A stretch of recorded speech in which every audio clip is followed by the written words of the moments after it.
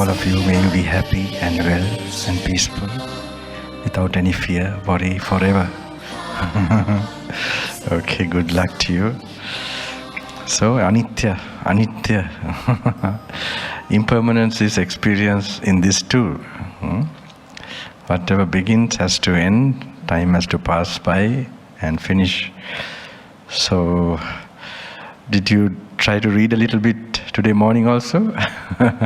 I'm the one maybe putting a walk around. I was out. Yesterday night I was able to read a little bit. The word of the Buddha. I'm starting my own retreat.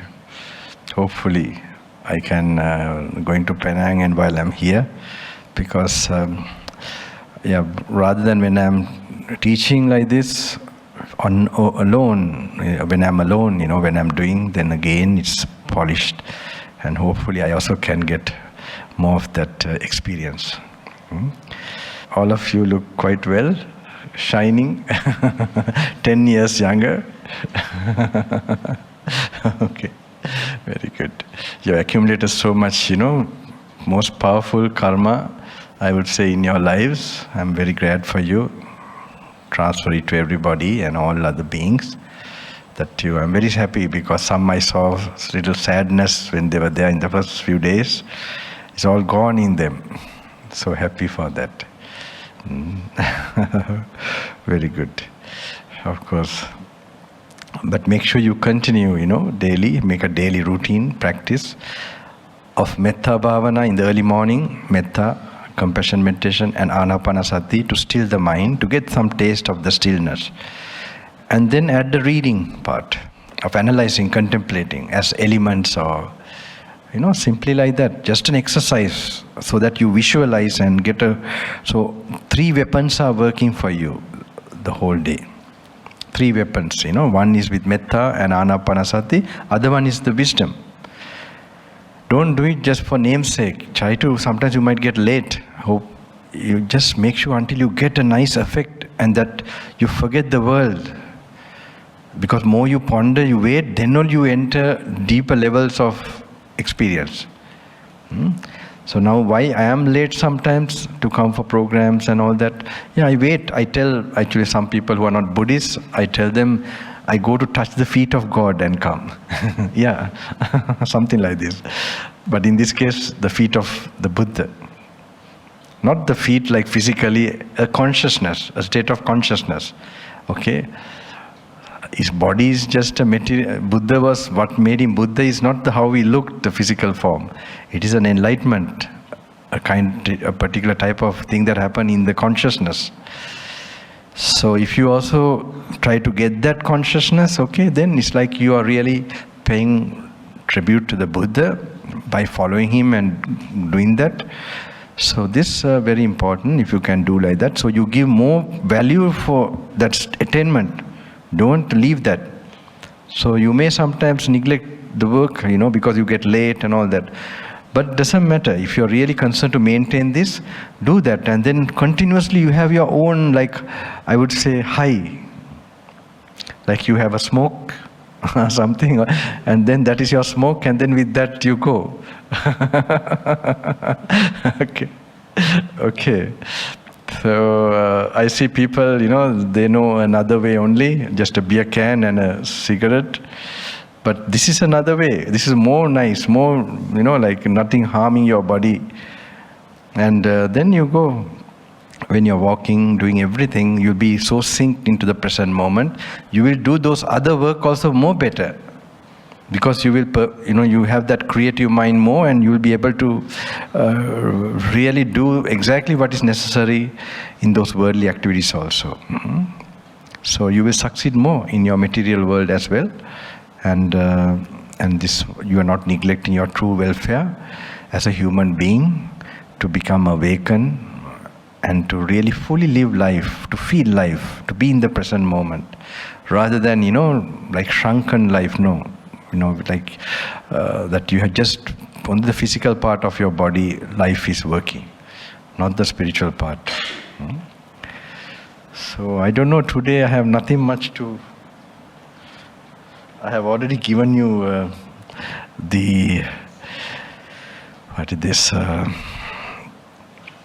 parachute jump and all that. How are you? Okay, you're surviving after the parachute jump? If you want to ask some questions, I think this gentleman asked me. I'm waiting for him because that day when I was going, he told me, can I explain something? Bhante, I have two questions. One question is the earlier one. What is your advice on the forest meditation, like the do's and don'ts or restraint? And the second question is, in the dependent origin... First, let me answer the first question.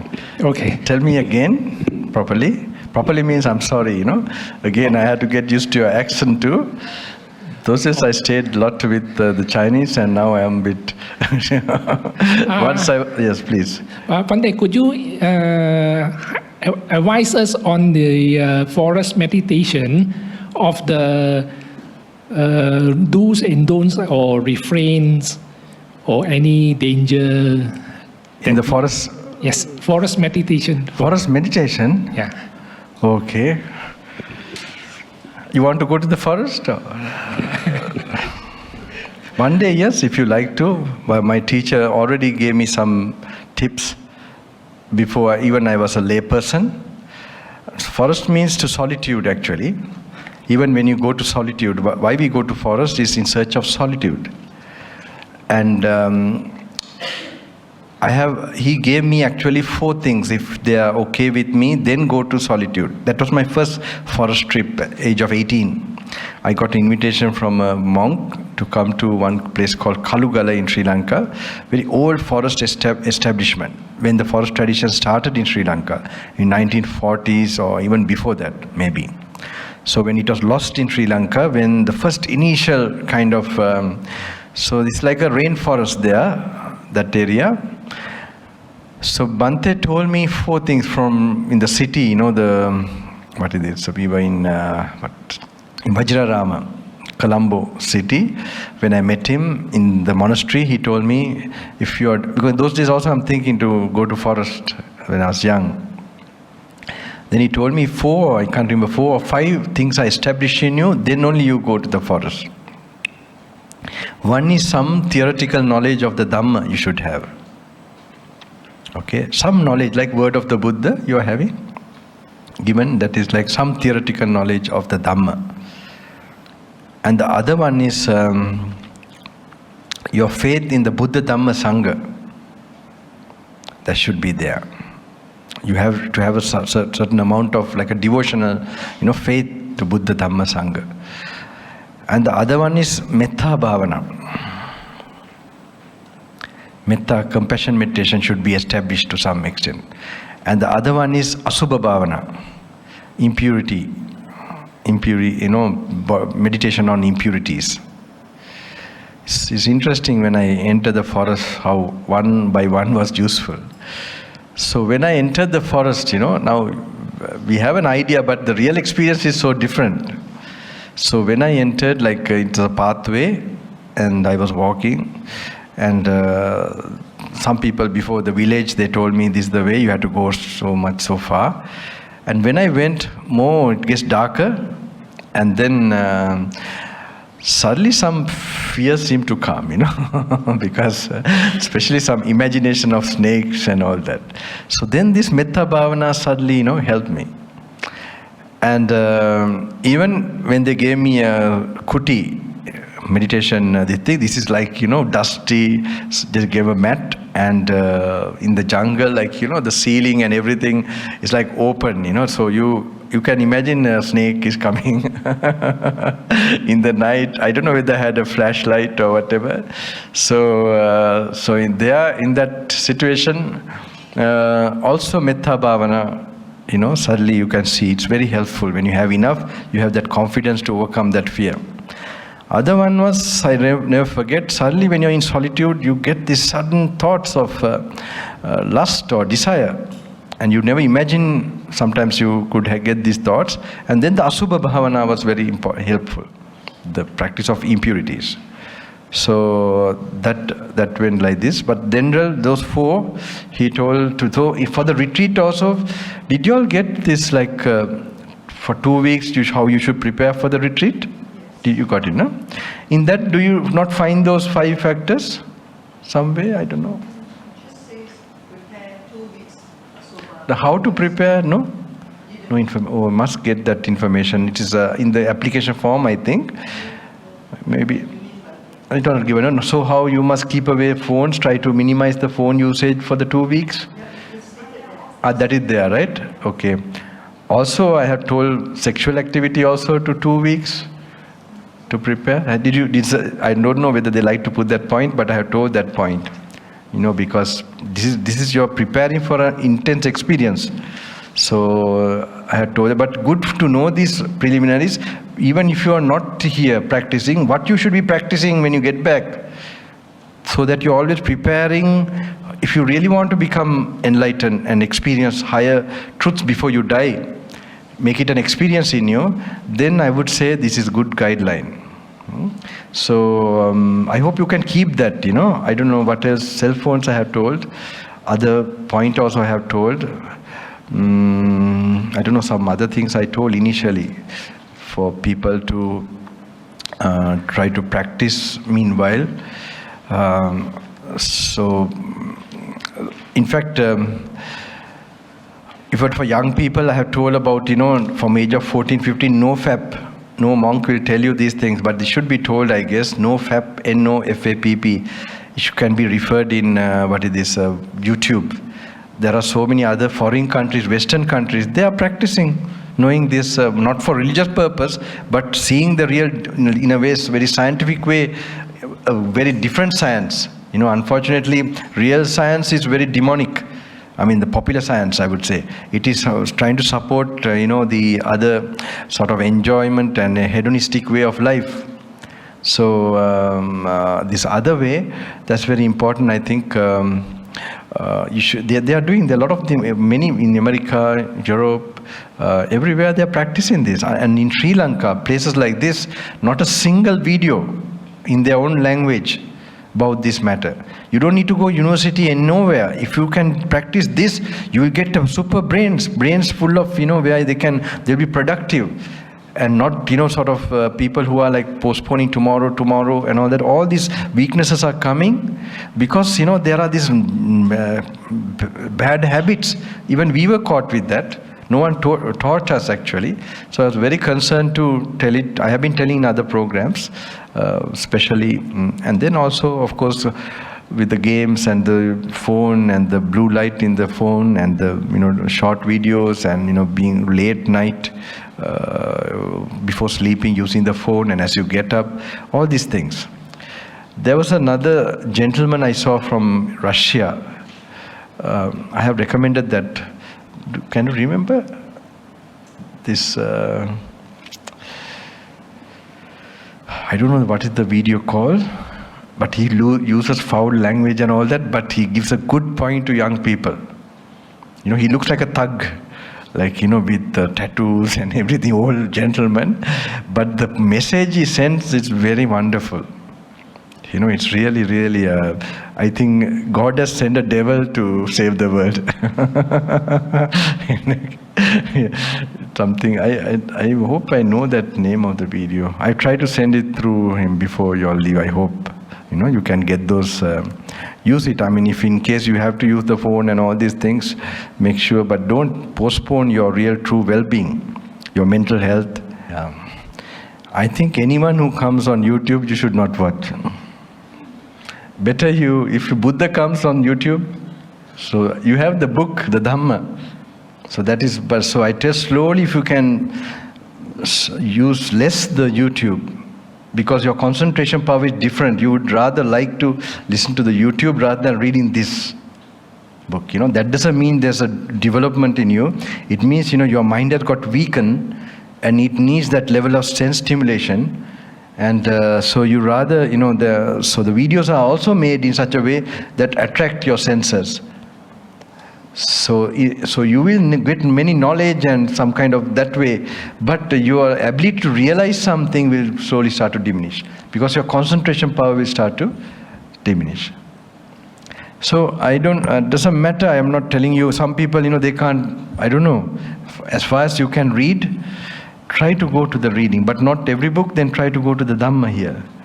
Okay? Slowly try to repair the damaged part of your brain.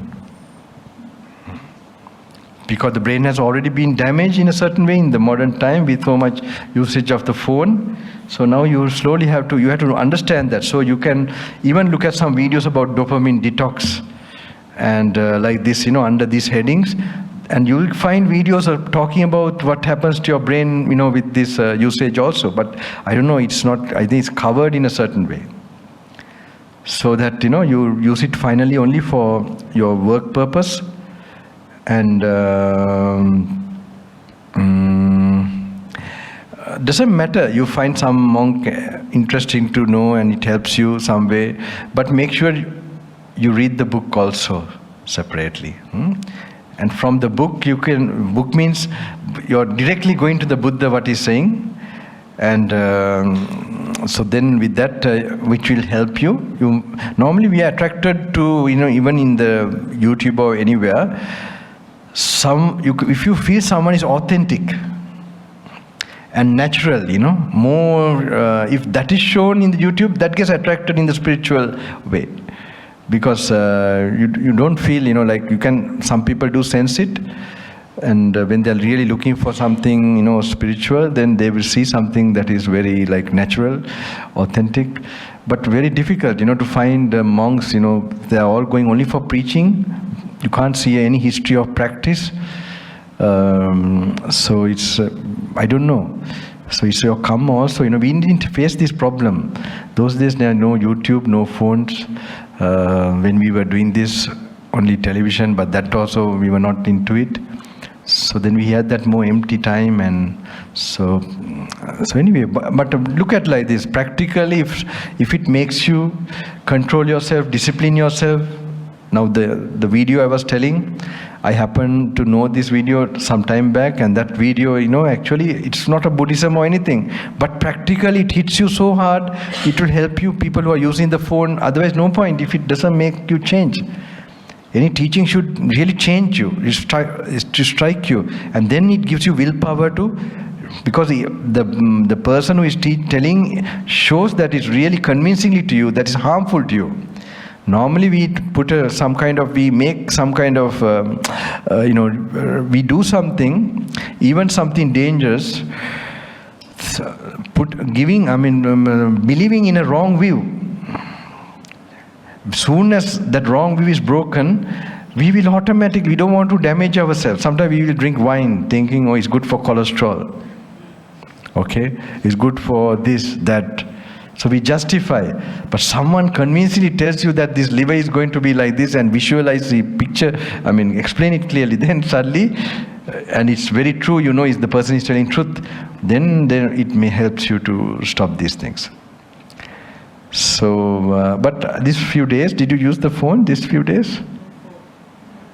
I'm sorry? You're given the phones? Very good, very. Not surrendered. You saved yourself. You're taking. Very good. I'm very happy. Organizers, they are. Yeah. Look, otherwise, you are really, it's not good. Anyway, it doesn't matter. So, anything you want to ask? The forest. Sorry, the forest. Okay, that one. No, wait. I will explain more. That is from my teacher. You want to know about what is the pros and cons of the forest, or what is it? Pros and cons. Okay. So, the forest experience comes, you get a chance to go to forest also based on your karma. Like my teacher told me one time, only 2 times he got the opportunity to be in such deep solitude. So he said, it's based on your karma you will get. That means don't search for, somebody stayed for so long forest, then I also stay. No, you have your own life, your own karma. Actually, I had, I think, more stronger karma in forest than my teacher. Went to more deeper areas of forest, stayed. So what happened to me? Not too much as not great so much as to my teacher. So like the Himalayas also, I don't think no one goes Kailash into Himalayas, and then so many in Badrinath also very. So that is an external journey. Some karma I had with those kind of solitude. I think it's good karma, but how I made use of it is another question. So one thing is there, you have to be able to use it like with right view.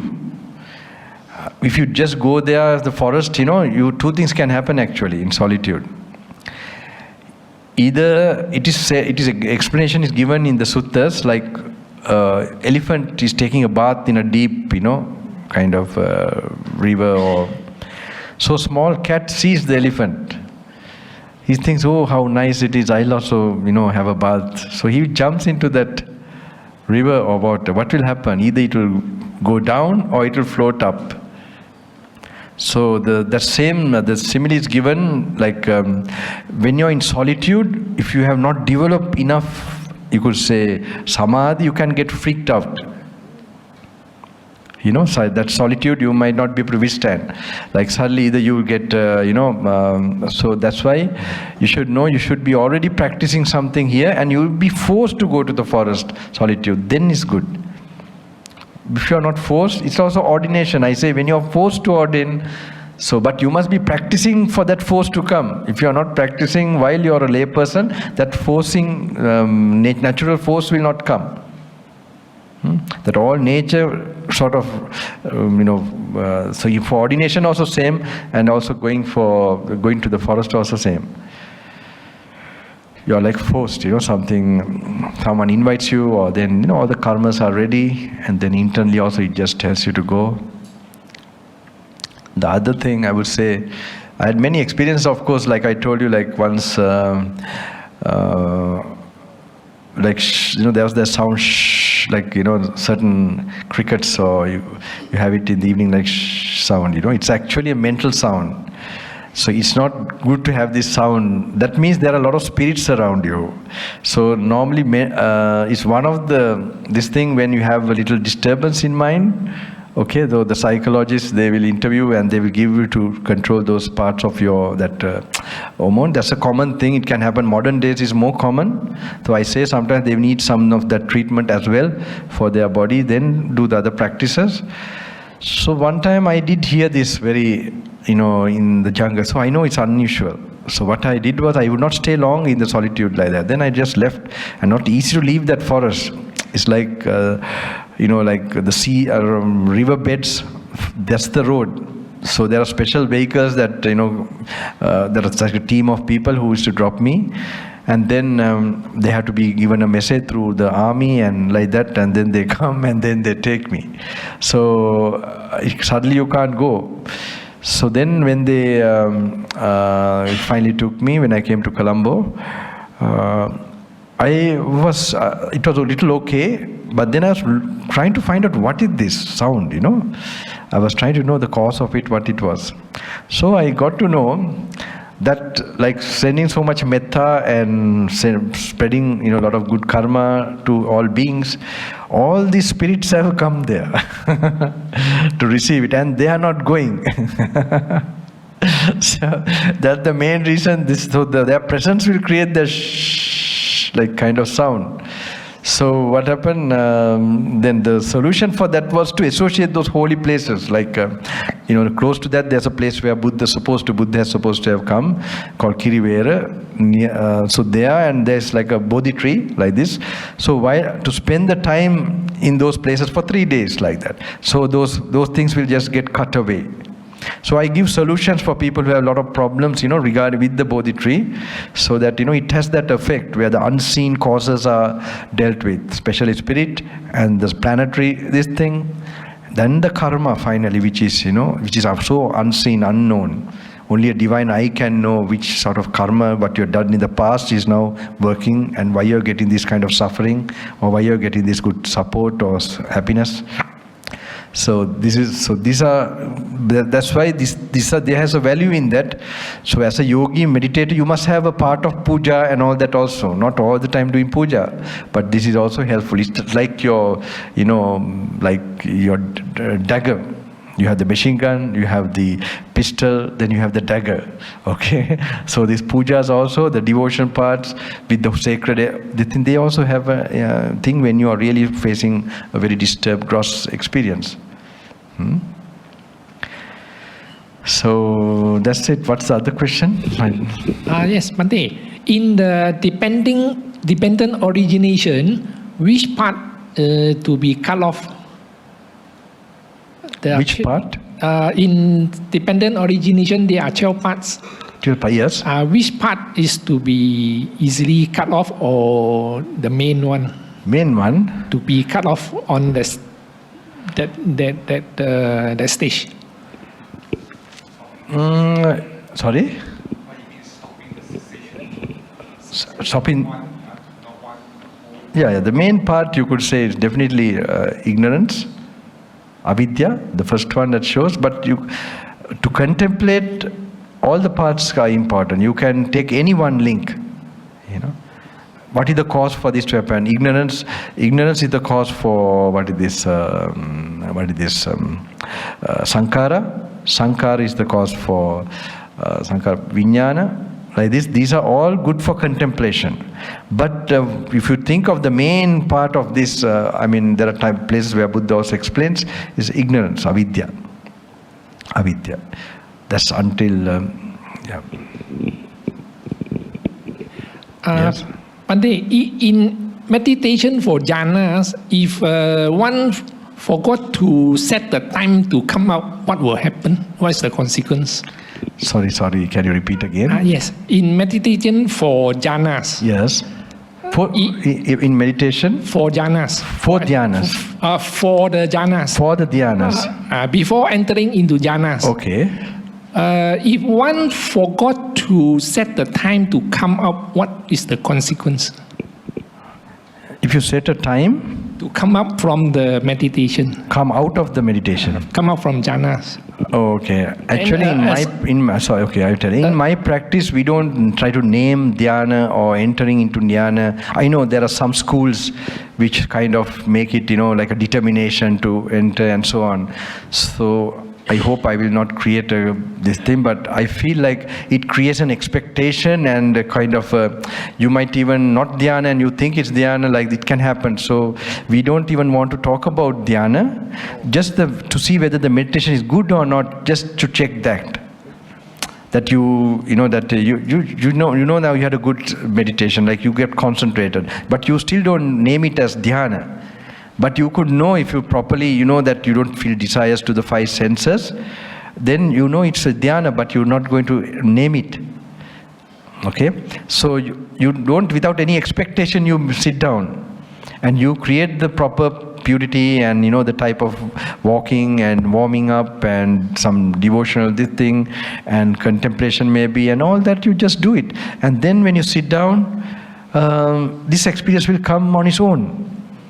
So like that, we according to Bhante, the way we practice also, it's like we don't kind of with metta also, we just do it, like we are not really targeting a time or anything. So this is how it's done. There's the sentence, with the breakup of the body. You are like my Chinese other devotee, He keeps me all night, one list. Do you have quite a list or just few, some more, how many? One more. With the breakup of the body, following the exhaustions of life, all that is felt, not being delighted in. Not being delighted in is referring to the body. It's a very, very, very good question. Yeah, not being delighted in means the feelings. Okay, that was about the last one we told, no? Yes. Yeah, that's a good point also, because now when you have been contemplating like that, before that there's a contemplation, right? Yes. Like, so when you do that contemplation with that type of wisdom, what happens? You experience the feeling but not desire. As pleasant feeling, you don't experience desire. Unpleasant feeling, you're not experiencing aversion. And what is this neutral feeling? You're not experiencing delusion. Okay, you're all the time contemplating these three. So Arahat is perfectly doing it. Okay, so when he's done like that, he has never been, he's not allowing the delight to rise in feelings or experiencing the feelings. Okay, he has been having more wisdom so that he's not experiencing the feelings. So that way what happens, yeah, that's what it means. This is good. Thank you very much for really this retreat, and it came at a really good time because I was at a turning point. I have been reading the suttas for some time, but I've not done meditation. So I only started meditation sometime, this year or a little bit last year, and the Metta and Anapanasati teachers are telling me that I need to drop my sutta because there's just too many thoughts in my mind. Correct. And I thought, yeah, maybe I should, but really you came at the right time because thank you. They put sutta at the bottom, like. But maybe I also did not, I was not able to detach from the sutta because I suppose the question is, how then do you not attach to the Dhamma in a sense, yeah, Okay. That is the question, yeah. You must get attached to the Dhamma. You must get attached to detachment. You must know that the sutta will bring you the supreme detachment through wisdom. Okay? So, now in my case too, this happened, what you're telling actually, like samadhi. This part, for many years it got hold of me because, it's like very peaceful, you can go on, and the analyzing seemed to be like a lot of thoughts, you're right. So, but I did not do the suttas like that, like a lot of reading and thinking. We had a way of contemplating from those days. So, but in spite of that, the samadhis and all that, and like my teacher was no more, I was just drawn by this samadhi. So, but you find that even your samadhi of metta, through metta or whatever, that also gets weaker. Because the sutra properly applied, the way you have, I hope, try to do it here, this retreat also, like apply and sort of, it polishes your every aspect of your faculties. It will give you more solid way without stagnation in your samadhi. That is a wisdom base. And also the best thing you will get, the greatest thing you will get is, you will get final wisdom. That can happen any time. This is the same thing that happened to all the disciples when Buddha was alive. And this is the one that you have to happen where your defilements will permanently get, cleared away. Otherwise you'll find all the time, again this will come. Sometimes, certain things you have been practicing, you'll think, what's wrong? This comes up again and again. And very fast, you will spiritually progress. Because you think of Angulimala, for example, who killed so many people, serial killer. And then just imagine if he only practiced metta, do you think he will burn those negative bad karmas with the metta bhavana? No, he would have gone to the apaya, the hell worlds. But what was the distinction? What was the immediate thing that cleared all his karma? It was the vipassana insight knowledge from the suttas, living sutta. That means Buddha in flesh and blood, that is what is recorded now in those books. So that made him attain arahatship. And then what happened? That all that karma was this thing. So I can see when my India, that when I don't even understand, just read also is more powerful than so much samadhi with metta, anapanasati, or a lot of devotion, bhakti, or all that. When I did it again and when he said, what is this, not enough. But when I just read without understanding also, according to their divine vision, 80%, 120% later. So this doesn't look like, a lot of meditation, because, like we are thinking, waiting there, but we are really working, something very constructive to our destiny. That's why there are some who have a lot of samadhi, all that, but some who have a lot of wisdom. So though they have done, one story was, what's his name? Isidatta, no? Isidatta. There was two brothers, Buddha's time. One was actually a monk, and the other one living a family life. Both of them died. Buddha proclaimed that both of them attained those days there was a habit that when someone dies, they used to go and ask the Buddha what is their attainment, So he used to tell. So Buddha said both of them have attained the same plane, Sakudagami or Anagami, okay? You know the word Anagami, Sakudagami, when I say. Do you understand? Sakudagami means once returner, okay? Anagami, never returner, okay? So, so he told both of them got these two states. So then the wife who was married, and she was thinking, how can the Buddha, tell like this? She lived a family life with me, and then the Buddha actually, that's the time, I don't want to tell this, but like he told, it's not nice. Something about ladies, about women, something. Okay? Because to be so, to tell so like this, like she's so confident, even trying to challenge the Buddha. So then the Buddha explains, if the person who was living a family life, the husband, if he had the sila and samadhi of the brother who was ordained, the attainment would be different. That means it would have been higher.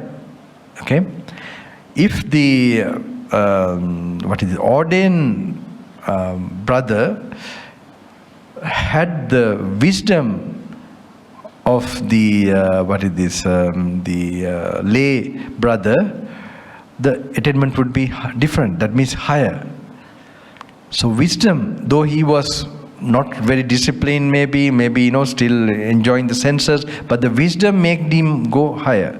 So, but I don't want all naughty people to think now shortcut way is wisdom way. I will do all the, but these are, you are losing chance, we don't know what will happen.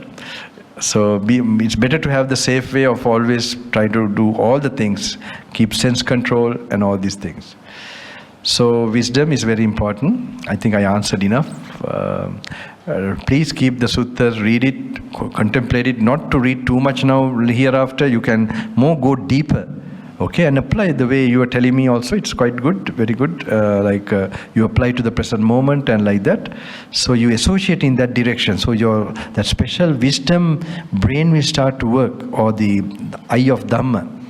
That is all sleeping, So more you do it, there will be suddenly a sparks of, so try to remain in solitude, at least when you get free time, 1 day, 2 days, somewhere, if you get opportunity. But daily in the morning, have a session in the afternoon, then have a session in the evening.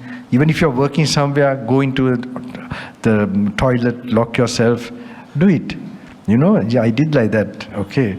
So this is very helpful. Then you're breaking your karma. Otherwise, you'll have to come for these working places again next life. That is, if you have done enough good deeds.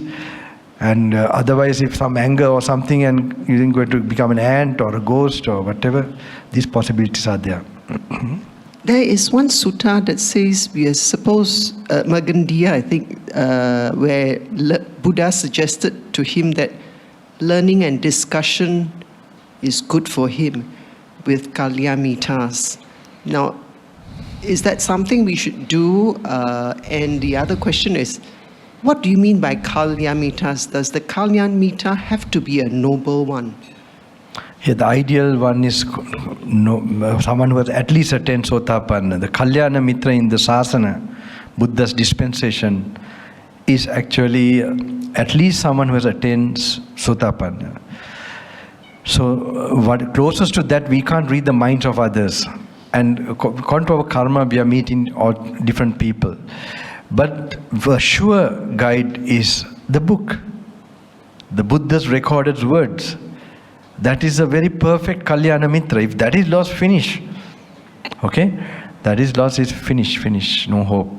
Unless you have some special merits. But by the time the world come to that state, the type of merits also will be quite low. Yeah. Yes. This question has been asked for me. A person who has not attained that will be a sin, because he'll be doing out of greed, hate, and delusion. But a person who is enlightened doing it, we don't understand that this thing. So it is all those people who did that who were enlightened or about to be enlightened. So how they think. So some people ask me. So I said, if you're enlightened, do it. Then if you think that's, but if you're not enlightened and you're in a very negative, it's very dangerous. Very dangerous. You'll be stuck for, you think problems will solve immediately, but no, your problems only began after that.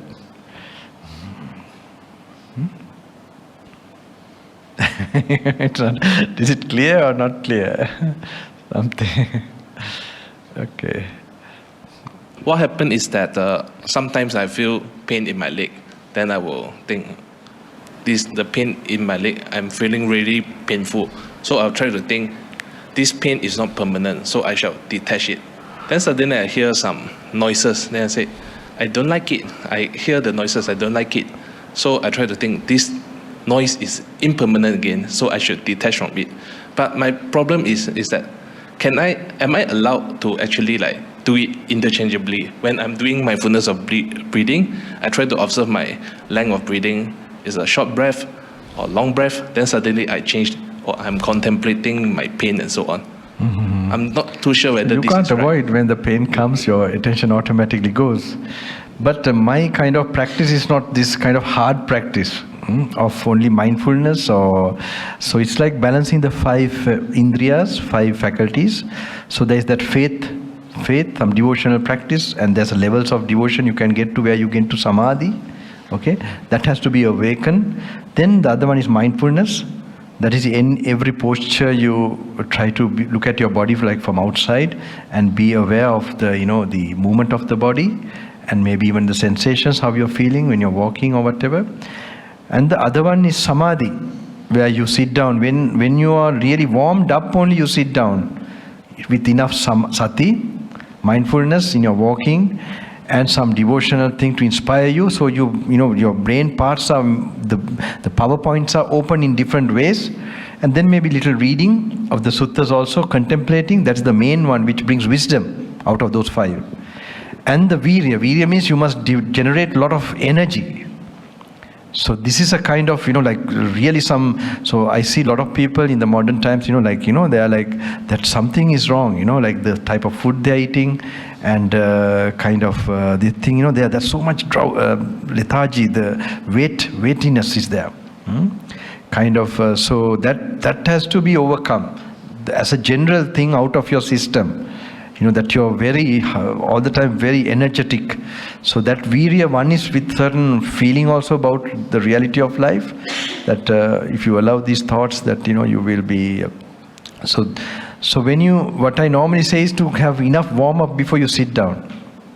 Okay, so when you're really fresh in the walking, if you're not fresh in the walking and then you sit down, then you're not going to get a better situation. So then you sit down, and then you can, according to my practice, actually we practice metta bhavana, and when you're well with in a level of samadhi in metta only, we go to anapanasati, so that you're already gone to area where you don't feel body too much, and then so that you watch the breath to leave the metta also, to get more calm. That's how my personal practice. Okay, but to get those analyzing contemplation, then we read the Buddha's this teaching. So when you do that, then there can be very strong experience from the Buddha's teaching.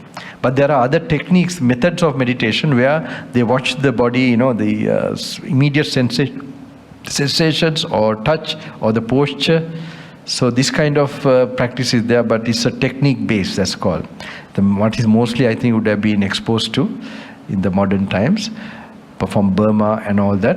So, but this is like the original practice. You can go to what the Buddha originally says. So you can develop separately this ability to come to samadhi as a general way of your life, and then add to that this contemplation. That means reading. Just have a reading. When you more empty mind, you know that words will make a different sense. And you should keep doing that, the habit of reading, contemplating, like you have never read. When you read that part again, like you have never read that before, like with a baby mind, you should go and read it. Now I do it, now I for me also it's very clear. Like maybe so many times I have read for people to this thing, but it's like when you learn to do it as a meditation object. They were meditation objects, not like knowledge seeking. When you have it as a knowledge seeking thing, it's boring. You have known this, what to know more. But you know that there's a vision that has to happen. So when a vision, you know that, then you are patient, you know how to relate it to you and wait for it. So like in a retreat condition, that possibility is there where you will get that taste of it. Maybe a ray of that vision might happen. Then that will be different. So that's why the suttas have gone to study. It's a very damaging thing. It is a meditation object. So I had to rename it in Sri Lanka, Sutta Kamatahan Kirima. Like making the suttas a kamatahan or meditation object. Sutta meditation object. Like that I had to rename in Sri Lanka. Okay? This is not supposed to be done because Buddha was a meditation. What he was speaking was a meditation object. This happened because when realization stopped, actually, tell you honestly, when realization stopped with the Dhamma, only study aspect became predominant. Then this all stopped. Because people didn't know how the realization will come, or whoever were teaching. Yes. So Bhante, in your explanation just now, Vipassana meditation doesn't come in. You are just focusing on Anapana, Sati, and the Dhamma meditation. So when do you do the Vipassana meditation? Mindfulness meditation. Yeah, you told me about mindful meditation. Yeah. Mindful meditation is a must. It should go on in your normal day-to-day activity. You can keep. Maybe you have to ask again. The Vipassana, when the Vipassana happens, sorry, your question again, please. Yeah, my first question is, you have just answered. You say that we should also do the mindful meditation. Yeah. So the mindful meditation will give you the insight, the Vipassana. No, mindful. Yeah, that insight, according to my knowledge, is not strong insight. It is good. It will give some insight when you see because it is very much related with the body consciousness. So according to our practice, we use the mindful meditation to come to more samadhi, okay, and also to do the contemplation while you are doing the mindful meditation, adding to think of the Dhamma, what you have read separately. So when you are thinking of the Dhamma, that when you get some clarity at that time, that is a deep experience of Dhamma than when you are getting like just only bare mindfulness. So that's a bit of a shift, because making the sutta as your way to get mindfulness. So that is that's where the enlightened factor is called Dhamma Vijaya Bojjhanga. Like you were reading the suttas like separately. So when you're doing the other mindfulness, it will develop your ability to have more samadhi. But the vipassana is not done. It's a technique base. That is the techniques that are normally popular in the 10-day vipassana. The feelings I've observed. So these are coming from the Burma, certain teachers, how they taught. But this is another entire different means, like just at the Buddha's time. This is taking one sutta and making it a technique, the one you're telling about. But in this case, it is the sutta. Like you're listening to the Buddha. That's why I said the retreat is like a retreat with the Buddha. Because you're reading, you are remembering his words, and in your walking meditation, you're suddenly contemplating it. So if it's a technique, you'll be watching your body too much, then you can see your walking meditation will be also very slow. So in this case, it won't be very slow, it won't be very fast. It will be like in the university, you study something and then you go to the park to think about that, some mathematical, this thing which you're confused, and suddenly, this is it. Like that it comes to you.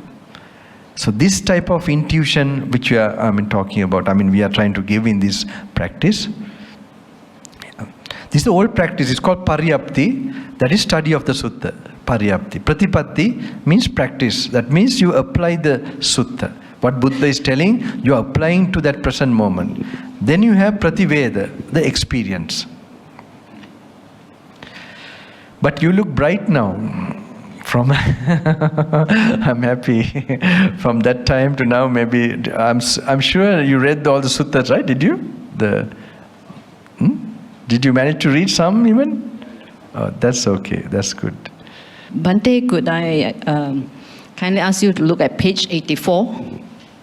Okay, Bhante, at the last paragraph, just to relate to what you have just emphasized, is to use the sutta and apply it and experience it.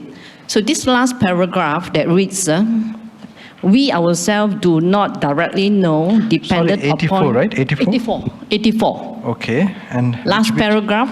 Last paragraph. That's Homage to you, Yeah. O thoroughbred homage man. to you, Homage to you, O highness among men. Okay. This last sentence, we ourselves do not directly know, dependent upon what you meditate. Yeah. This is a provoking question to me. No, very, very clear. This is actually, these are the devatas, the angelic beings from high above. Okay. Or higher deva kings maybe. They are seeing the minds of the arhants, or who have attained this. And they don't know what they are contemplating to attain Nibbana. I see. It is confusing to them. So that's why they pray, they worship them. They see something high, and but they don't see how that mental state is, how it's depending. Then, so they are all struck by that, and then worshiping that. So that's what it's saying. We ourselves do not directly know, dependent upon what you meditate. Okay. So based on this section, it's actually asking us to abide by abandoning all this unwanted qualities. So what is the message here? I'm trying to understand what's the message that I'm supposed to realize from, which I don't take it, which I can't. The thing is, if you don't get a message from this, don't stick to that. Go to another sutta. I see. Okay, thank you. That's not your sutta. Okay, thank you. That's how it is. These are like different suttas for different persons. If you're not personality, it doesn't work for you. Don't ponder too much on it. It doesn't mean if you understand, this is not like a study. Okay. It is different sutta will be I told you it has a mystical effect. Okay, thank you. You want the mic? Yes. For this gentleman, I would tell, when you get back, make sure you have a session of reading for definitely.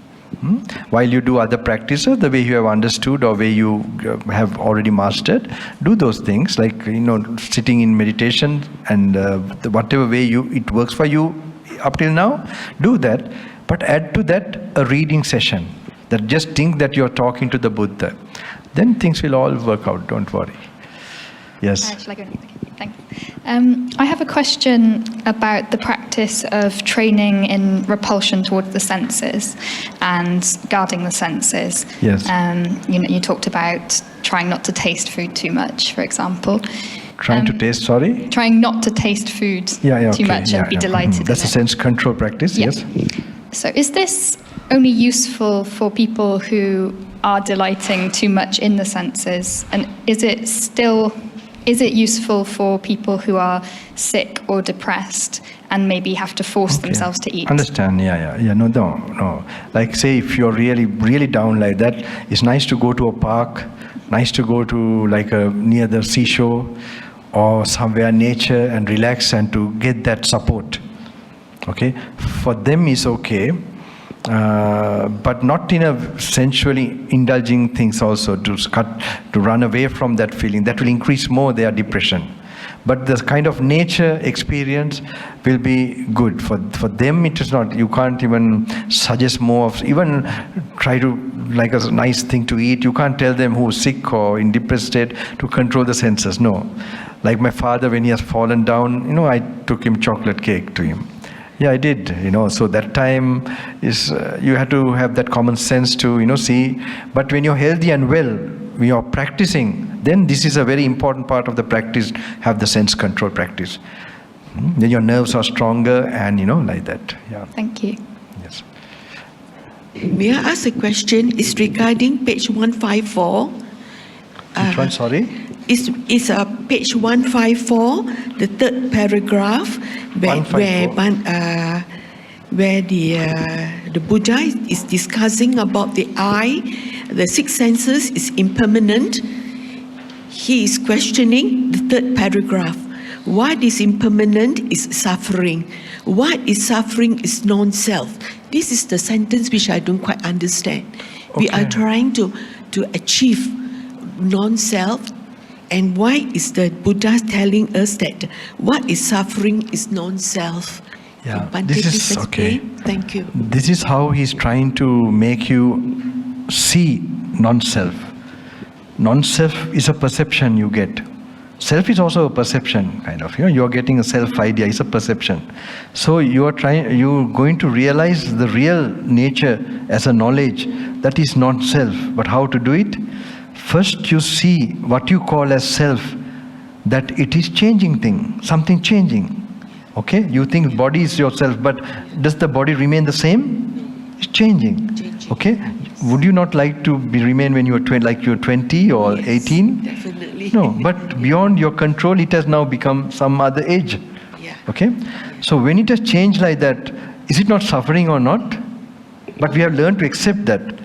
I see. It is suffering, okay? So these two qualities are there, impermanence and suffering, to what we call it's me. Yeah. But if these two qualities are there, it is beyond, if we had any control, we would make it what? Permanent and happiness. Yes. So what we have no control, can we call such a thing myself? Yeah. Huh? Can you call Understand. it? Cannot. For example, do you own this? No. How do you know that? Like you can't take home, Take home. or nobody comes and asks you whether to take it. Yeah. It belongs to somebody else. Yes. So same way the body didn't ask you to get old or get sick or whatever. It never asked you. So, but we have got so used to feeling, because we can move about and so on, that's like it's my body. We have associated that for so long. But now when we contemplate like this, we get that perception and we begin to see with more equanimity, like this is really not mine, which is actually so. Thank you, Bhante. I feel I have so much love for him, and not company, but no. But if I was given a choice, now I don't know, you see, no. For your answer, for question, no. I don't feel aversion, no. Impossible. But if I want to get more deeper insights and experience, I might keep myself alone. But I would never feel, if someone comes in the midst, there are sometimes I've been given a room with another person in the Himalayas, some area, like that monastery or whatever. The whole time I had to talk with him. What to do? Whole 3-4 days, I can't ask for another room. Then I accepted that, but I really next time make sure that I get a single room. I hope it didn't happen to yours. I hope not. Okay, but doesn't matter. Aversion in any form is not good. That shows you're attached to something. Either you're attached to having no company, so your attachment is a big bad company for you. So make sure you remove that. You find where your mistake is and remove that. Then you'll be okay anywhere, with anything, finally.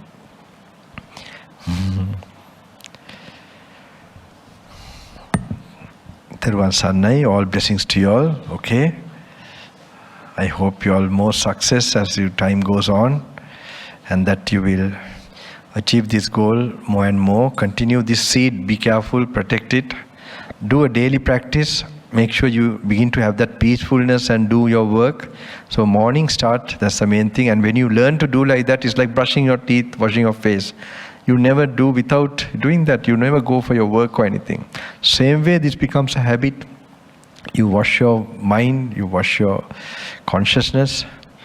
And when it is sufficiently clean, you open your eyes and then open the door and do your other work.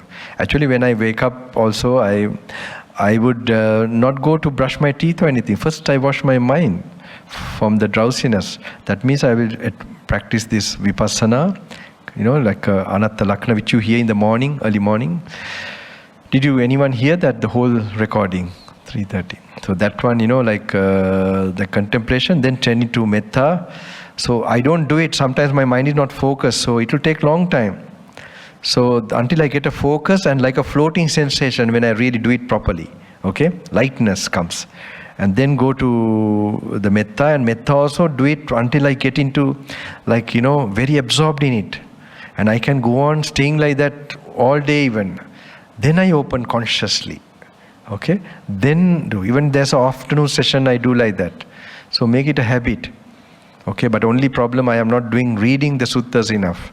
So, but you all do it better than me. You become better than me. Okay, reading the sutta, that's another type of, that's the main one, the wisdom. It's not easy. If you get it very much, you won't be born, you are gone. You're gone from this cycle. So, but make sure you get some hold of it in this lifetime, and the refuge to the Samma Sambuddha. So, your old age and moment of death won't be very frightening. It will be very peaceful. And next life also, your sufferings will start to end. You have got into a habit where you are putting wisdom and good conduct into your life, and the feelings that you get from that, actually then you are going the direction of not getting suffering at all. Slowly the suffering is decreasing. Okay? And you are confident about you'll be very fulfilled about your own life, that you have done the right thing in this human birth. Alright? So, Patenda.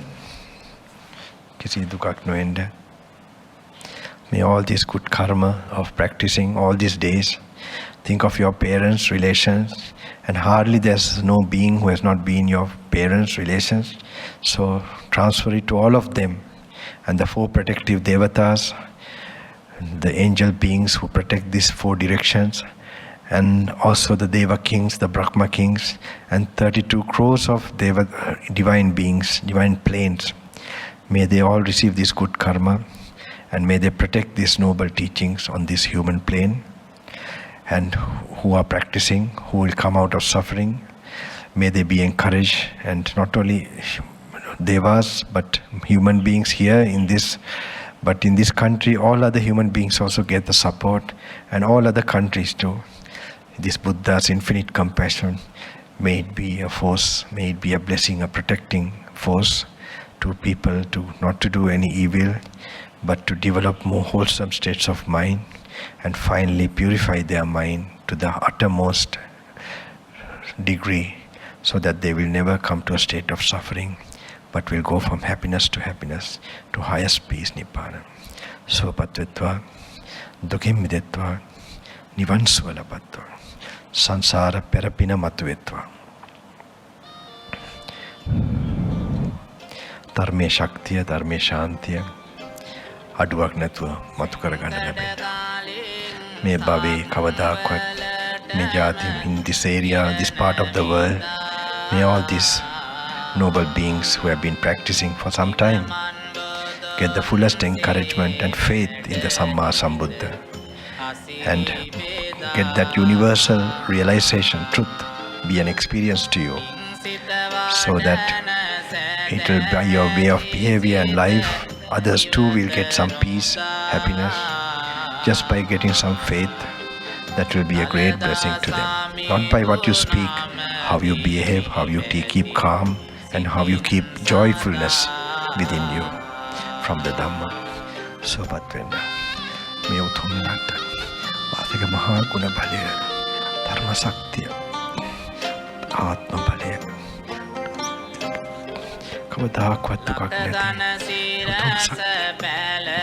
May all beings get all this strength. The Sambuddha's mission may it accomplish is infinite compassionate, pervade all living beings to come out of our suffering to highest peace, Nibbana. Dharma Sakti, Dharma Shanti, Bodhisattva,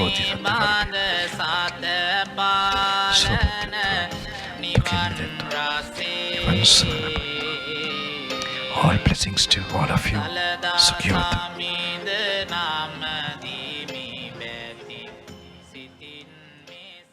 Self, the best company. That's very important. Nobody, you need nobody.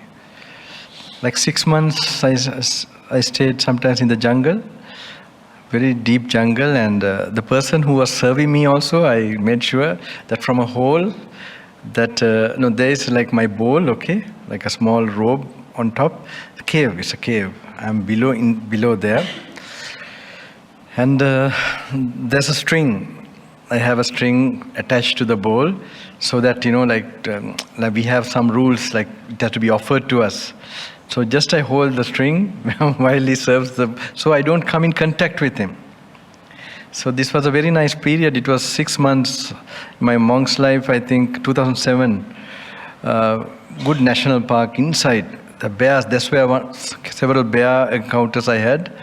Like, every night you could hear, they are like, they're not like this. You have like the Alsatian dogs, it's not, it's very funny. I don't know how to say that, but so normally we chant Virupakke me metta samiti biso gata as a mantra, little loud, then they go away. So one night I have fallen asleep.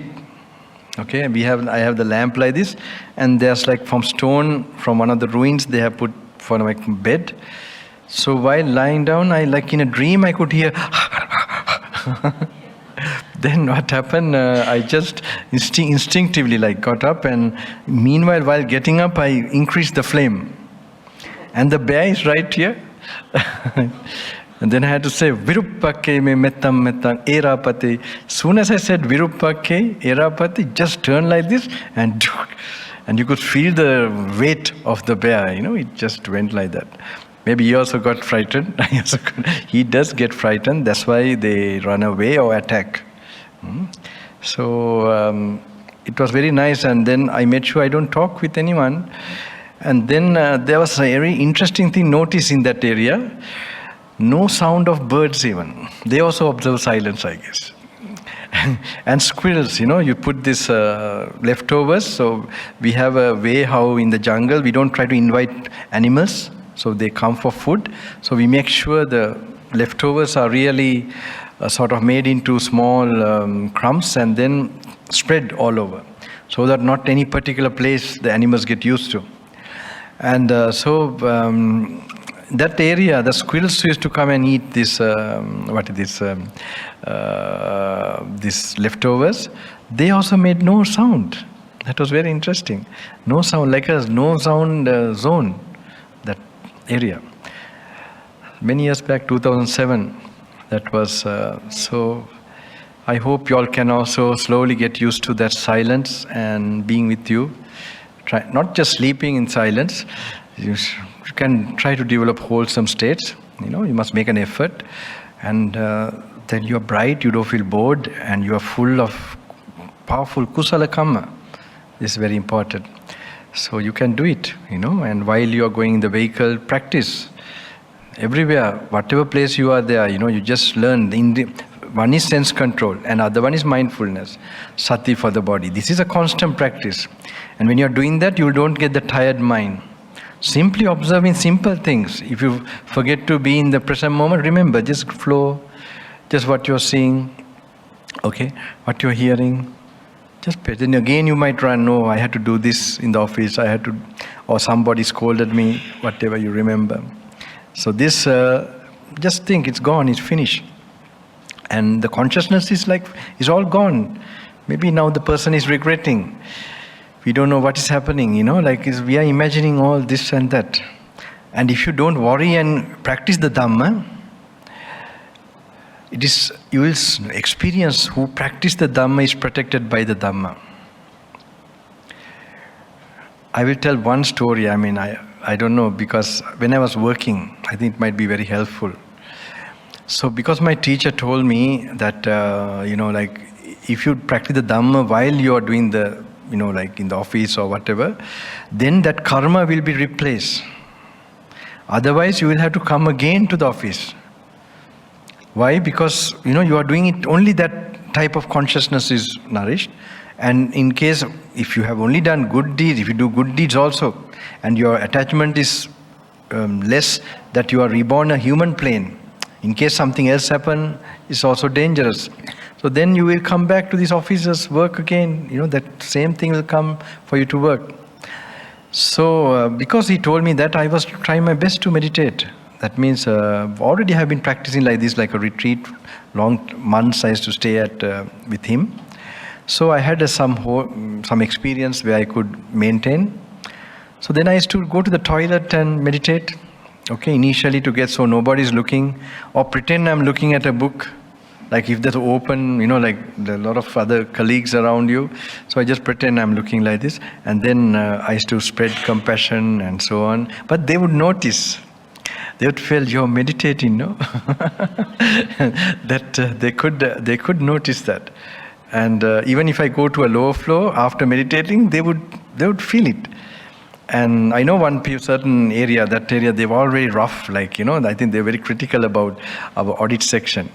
So I never forget, their legs are like this, and in the office table. So I had to pass through them to go to the toilet. So when I used to pass through them, I could just feel they're just slowly coming like that. I would never forget that. So what I want to say, one day, there's so many stories in the office place also, but one story I must tell.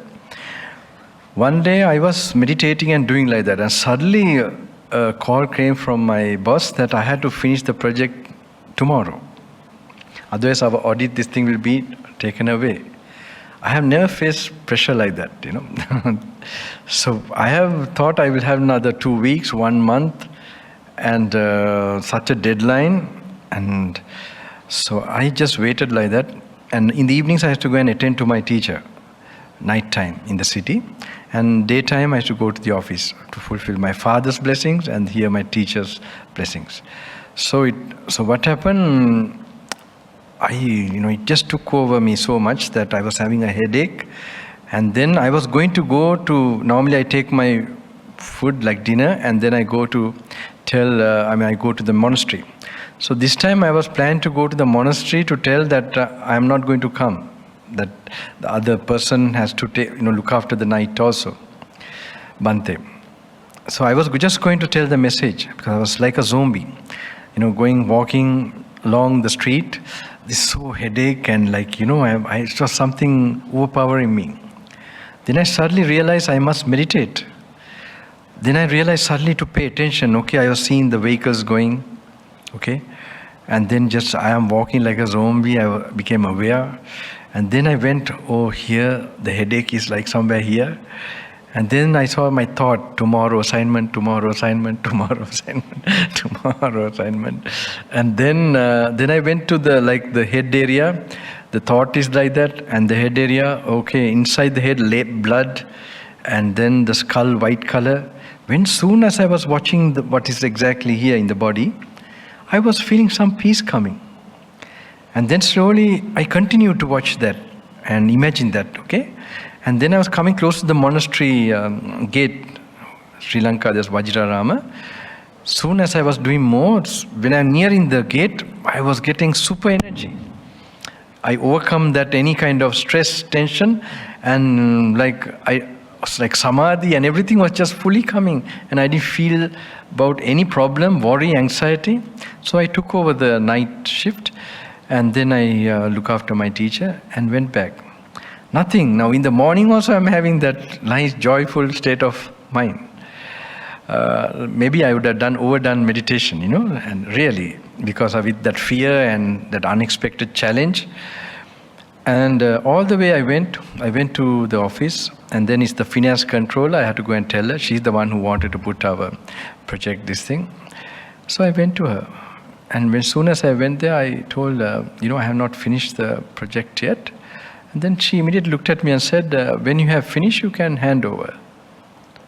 So this is kind of a miracle, She wanted to put our... So I called my boss that time, the general manager, and I told him, she told me, but anyway, please somehow to quickly finish this. But I can see, when you go fearlessly, certain things start to change. Okay, like if you live in the present moment, even whatever bad news it may be, even the bad news actually takes place as it is. You can't control it, but you will not be affected by that. So I think it was very good experience that time. Okay, now you must go home, right? Is it? Or you don't want to go home? Another retreat?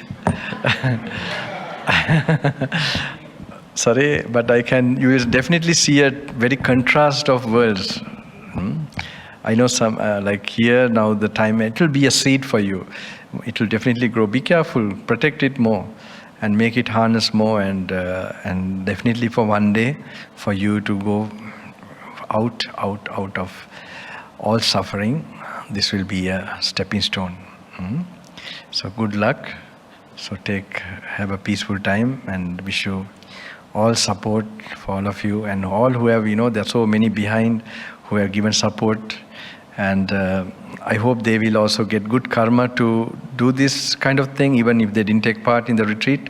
But on their own, one main thing I tell is to use the Buddha's original teaching. So if your English is okay, the English translations are very good. So you use it. You can keep a book beside you where you're working also. But remember, they are also meditation object. We might think we have realized, we have not realized, we know Four Noble Truths, we know conditionality, but knowing and realization is two different things. So make sure your senses become subdued for that realization to happen. So make sure that you control your usage of the phone, the sense stimulation. So even if you don't get visions of the Dhamma immediately, you will at least enjoy peacefulness of mind. You will actually begin to feel not tired in life.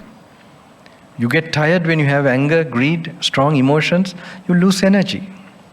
But now when you have this, wholesome states of mind, with more sense control, and less your greed being controlled or reduced, you will have this what we call, niramisa, or, not the worldly, unworldly, otherworldly pleasure. This is blissful, and Buddha says to experience this feeling. This will help. These feelings help your wisdom, but other feelings it damages your wisdom. Okay, so early morning start a routine. That's how you must do. Metta bhavana, and then anapanasati a little bit, and reading the suttas. Do it in such a way that you will get some experience, So it will take 1 hour, 2 hours sometimes, maybe get up early, and then do that. And then when you're really fresh in mind, then go and do your work.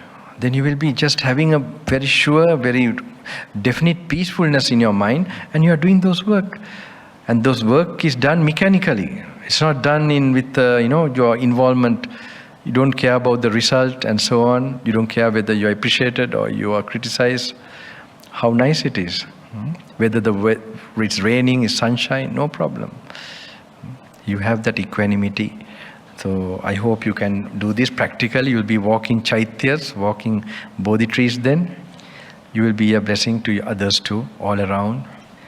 They are all searching for this happiness and peacefulness. May all these living beings get a share of this good karma that you have accumulated.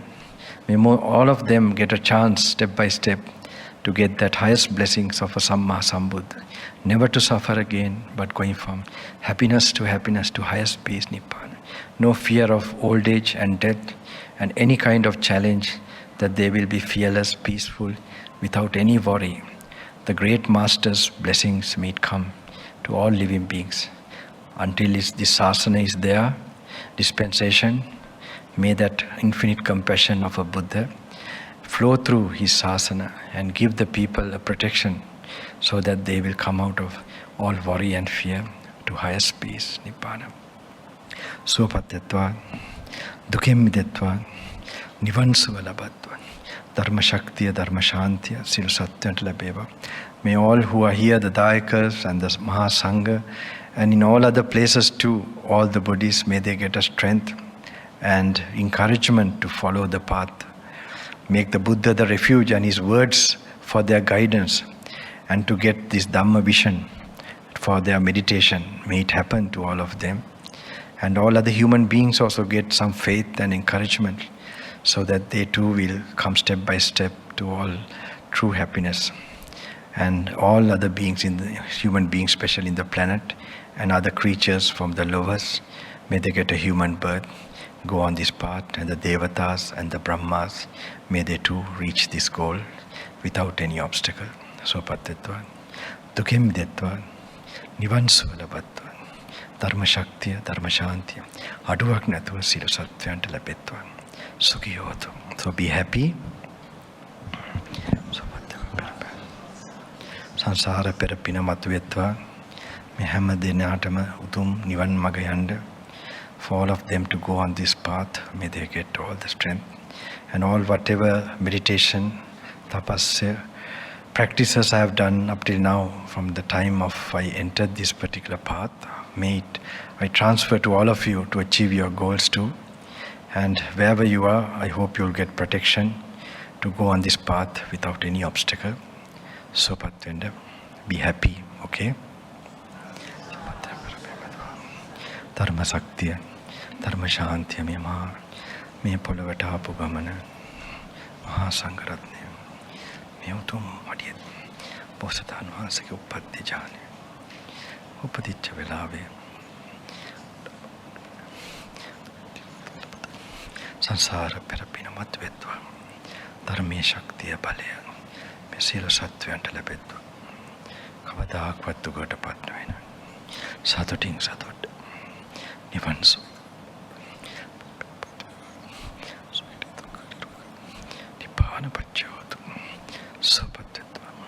All happiness to all of you. Sukhi hotu. Okay, dear brothers and sisters, so in order to seek forgiveness from the meditation teacher, repeat after me.